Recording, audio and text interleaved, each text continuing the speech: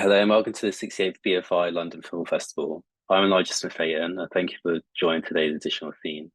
I'll be speaking with young filmmakers selected for the Generation Now programme, a collection of shorts especially created from the festival's main programme. These films explore what it means to be a young adult in today's world, tackling themes of identity, sexuality, coming of age, family, friendships, and community. The shorts showcase some of the brightest emerging filmmakers and offer powerful insights into the challenges of modern youth. I'm really happy to welcome Matty Crawford. He returns to this year's LFF for his latest short, Stomach Bug.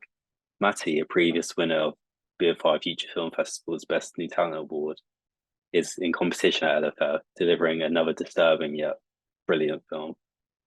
Bug tells the story of a lonely single father struggling to adjust to his life on his own as his daughter begins a new chapter at university.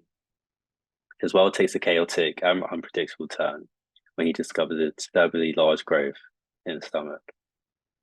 Matty masterfully captures the deep sense of isolation that parents often feel when their children leave home, transforming this fear into unsettling yet visceral imagery. His latest film is one to watch at this year's London Film Festival, definitely. So hi Matty, how are you today?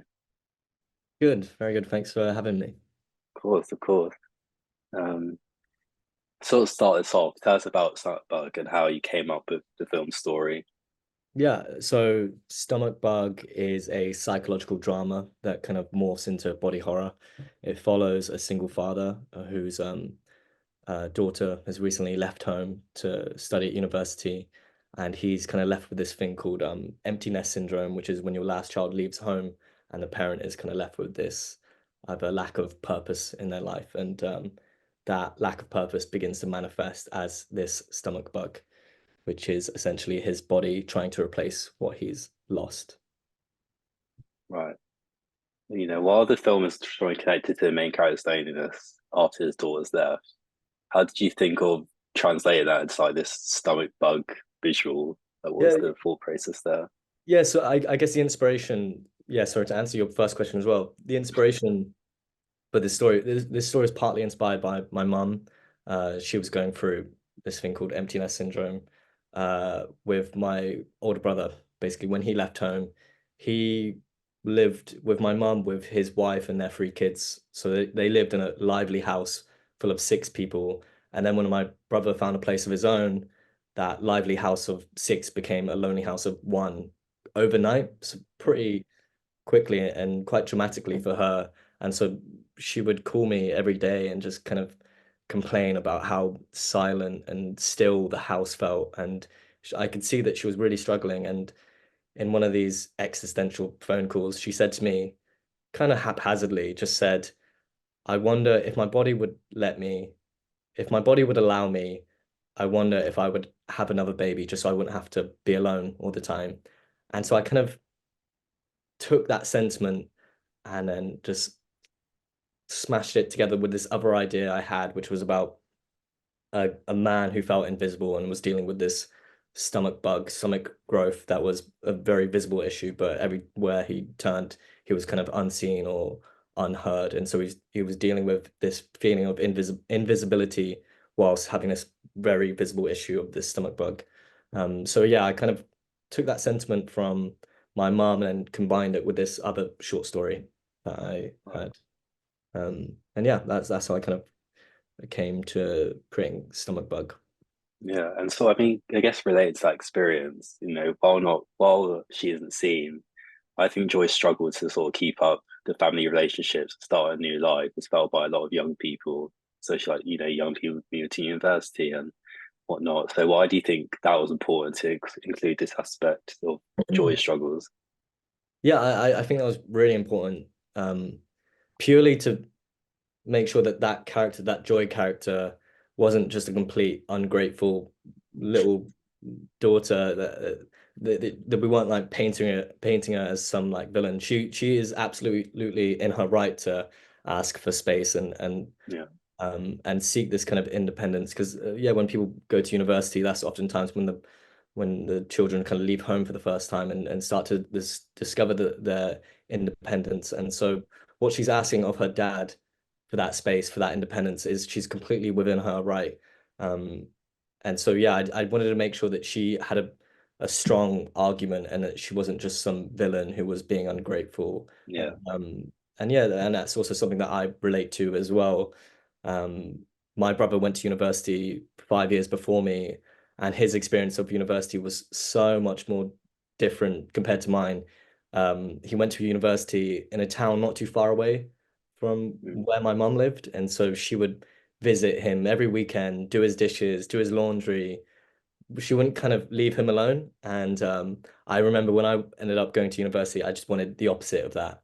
Yeah. And so I really tried to forge my own path and be quite independent. And my mum still jokes today that within those 3 years, she saw me twice. The first time was when she dropped me off, and then the second time was when she picked me up.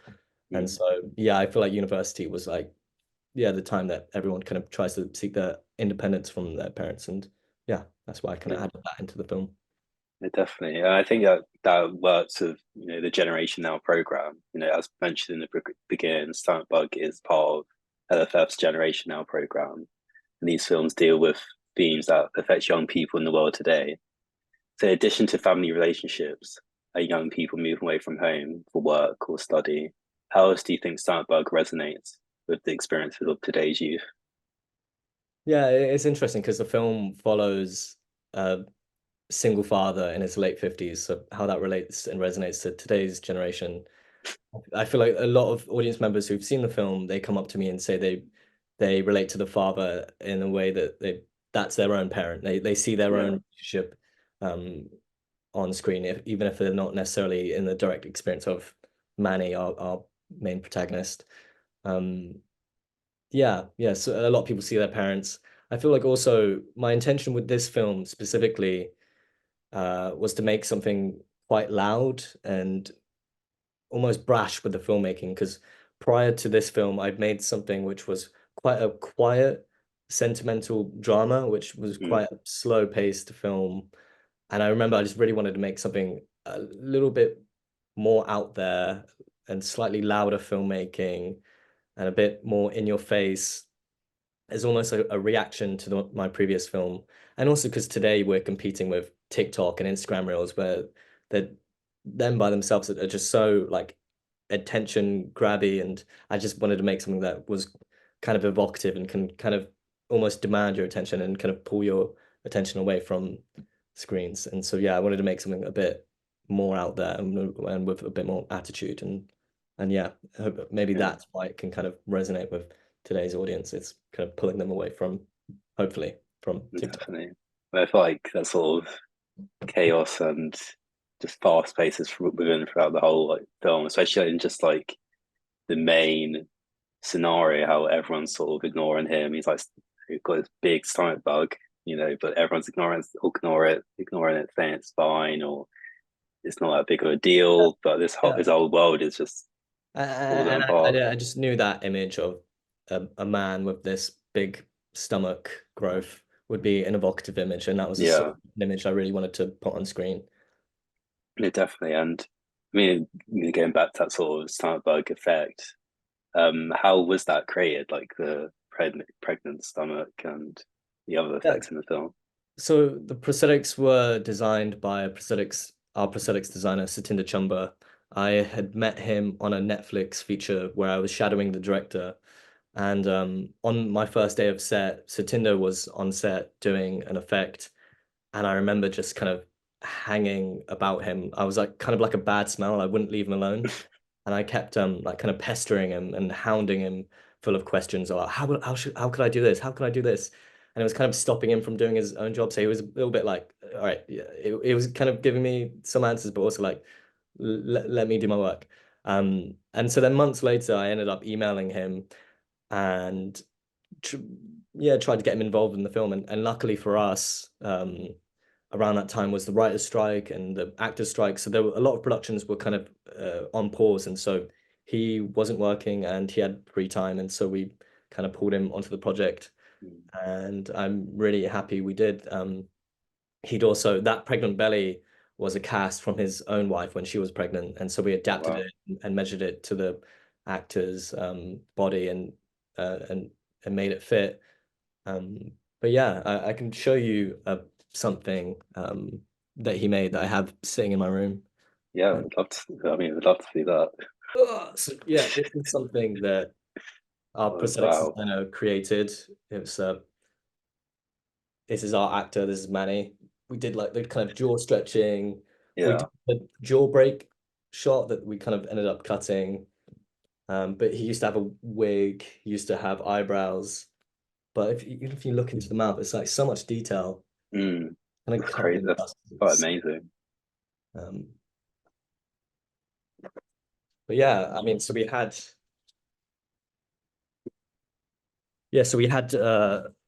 Satinder involved in the film, and because he was essentially a team of one, he had to create like 3 or 4 different pieces, and he had to hand paint them all Yeah. to skin match our actor.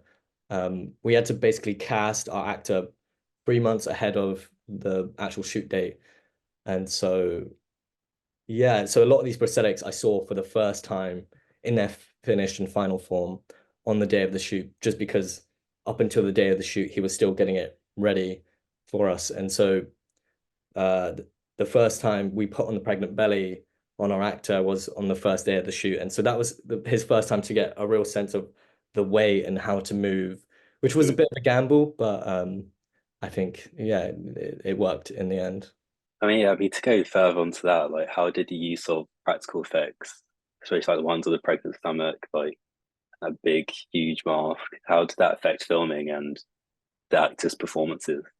Yeah, it's something that Satinder really tried to warn me of, and I think we listened, but it's still it still kind of affected the filming was how long it can take to apply these prosthetics, and so you really do have to kind of section out a few hours in your shoot day to get your actor into makeup and into these prosthetics. And on our very last shoot day, we had 3 prosthetic pieces in a day. And so that meant our actor was in the makeup chair for 6 hours. And so you really limits the amount of shooting hours. So you really have to be quite intentional with what you're shooting. Um, and so that really affected the performance just because uh, our actor, Leslie Ching, who did an amazing job, just knew that, okay, we only have a certain amount of takes for this. So he kind of had to be on the money because we had to just send him away and get him into makeup chair very quickly. Um, yeah, I think that's kind of, yeah, it really limits you on time. So Mm. I would, yeah, just think about that when you're working with prosthetics. Would you work with prosthetics that heavily again in any future films, or have I, you I got a project coming up? I honestly I love prosthetics. I think if I didn't love directing so much in another life, I would be a prosthetics artist because it honestly it just looks so much fun. And Mm. I loved all the updates that Satinder was sending me.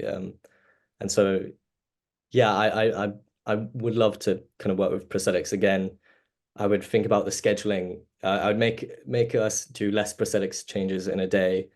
Um, but yeah, I'm a big lover of practical effects, but I also love visual effects. So going back to the production of the film, Startbug was developed with BBC Film. So how did you get the BBC Film on board, and how did their involvement affect the production of the film?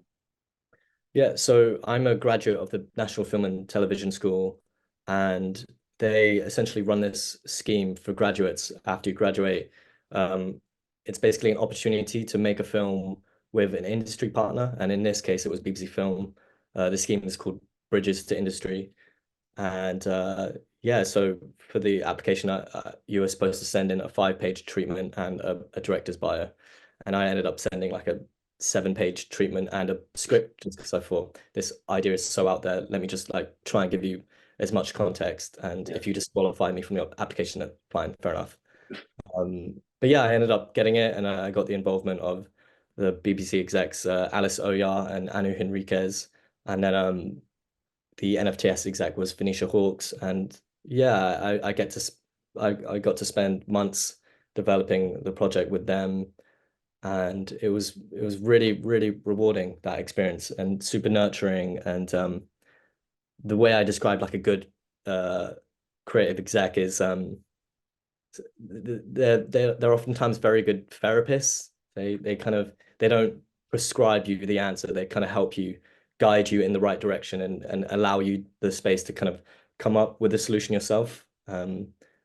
And also, yeah, it just felt like they weren't trying to make the ideas smaller. It almost felt like they were throwing gasoline on the ideas and like, how do we make this idea even bigger? How do we make it clearer? And so I really feel like the film benefited from the development process from both NFTS and BBC Film. Definitely. I mean, I think everyone involved has done such a good job, and obviously I've done a good job because Stuntbug has is a part of the LFF Shorts competition. So, how are you feeling about that? You know, nervous, excited? Uh, I'm always nervous before a screening. I don't really enjoy watching the film on the big screen. Um, but in terms of like getting nominated for uh best UK short, is that the nomination? Yeah, yeah, Yeah.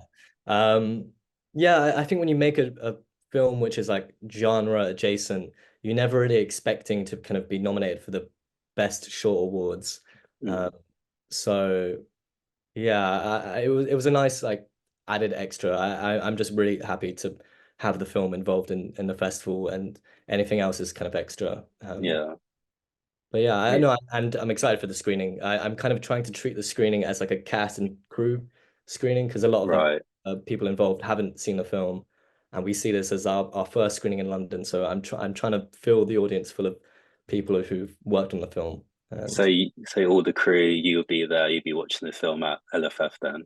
I've because it's sold out, I've actually given my ticket to Oh, a crew member, and I've seen the film plenty of times, and also I don't enjoy watching it, so they can have my seat, and I'll just be waiting out by the toilets.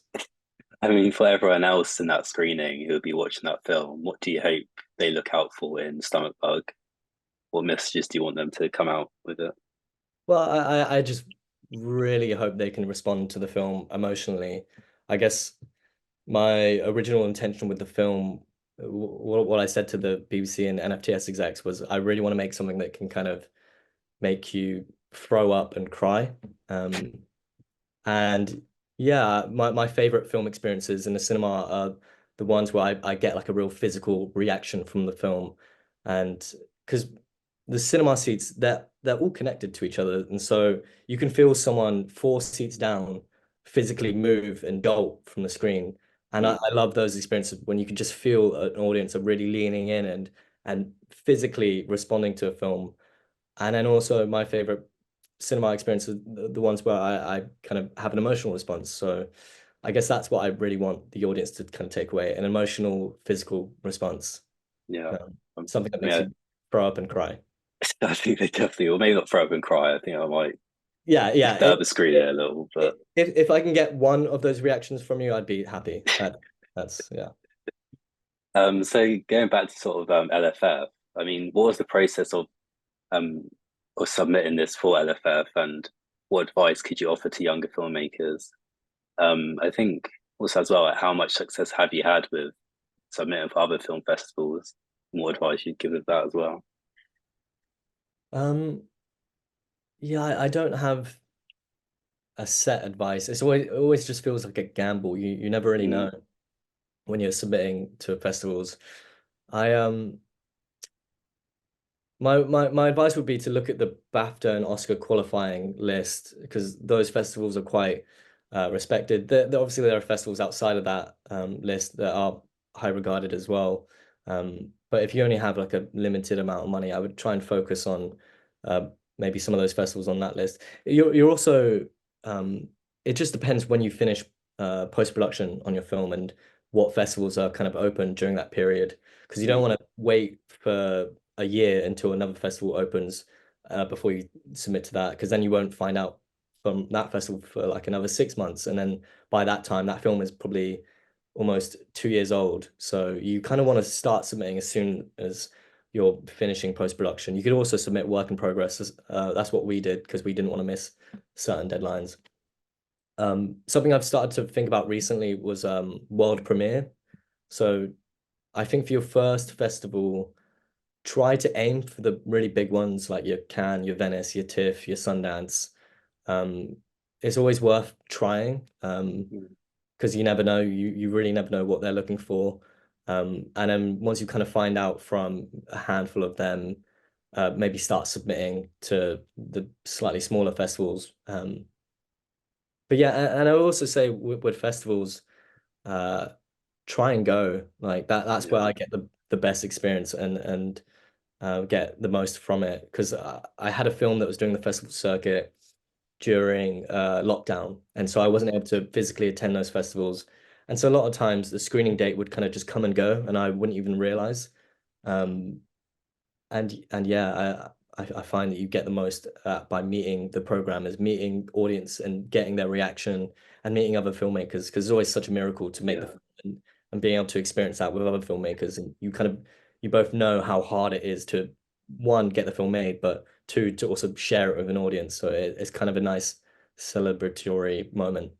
Yeah, I mean, I think especially with festivals like London Film Festival, it's not even just the screenings. There's just so much other things involved. We've got our Film Academy Day, which we'll talk about later, but where we can meet like other young filmmakers, people in the industry, and it's such a good space to network and to learn.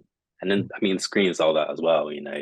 I think it's always worth just going. If you don't have a film there, if you submitted, maybe said no, they said no to it, just go anyway. I think a lot of people find a lot of inspiration, a lot of help for the future there. So I definitely think it's worth it. I mean, I think going back to your past film festivals, you actually won Best New Talent at our Future Film Festival in 2016. So how did that experience, that achievement, affect your later films, including Stomach Bug? Yeah, that was feels like a long time ago now. Yeah, honestly, that was like the second film festival I'd ever went to, and so to get that award was like a big stamp of approval from BFI. So that meant a lot at the time. But what I think has really affected me, continues to affect me today, is like having met a lot of those filmmakers back in the day and still staying in touch with them and seeing how their career has grown. Like I met my good friend Patrick Taylor, who's another British Filipino writer director. I met Jess Bishop, who is an amazing, talented documentary filmmaker.